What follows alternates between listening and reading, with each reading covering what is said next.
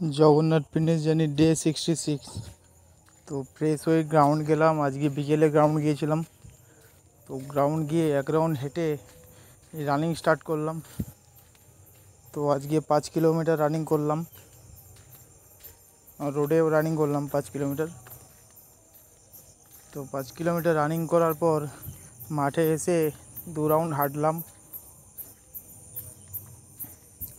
2 round হাঁটার পর exercise শুরু করলাম। এক্সারসাইজের আগে ওয়ার্ম আপ করলাম।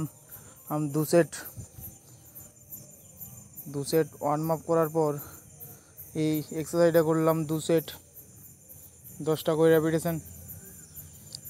তারপর করলাম লাঞ্চেস করলাম 15টা করে 3 সেট। লাঞ্চেস করার পর আরও একটু পায়ের এক্সারসাইজ করলাম, স্ট্রেচিং করলাম। তারপর করলাম এই পুশ আপটা দিলাম। তারপর দিলাম ডাউন পুশ আপ 3 সেট দিলাম। তারপর নর্মাল পুশ আপ দিলাম 3 সেট দিয়ে আজকের এক্সারসাইজটা শেষ করলাম এখানেই। দেখা হবে নেক্সট ব্লগে। ততক্ষণে সবাই ভালো থেকো।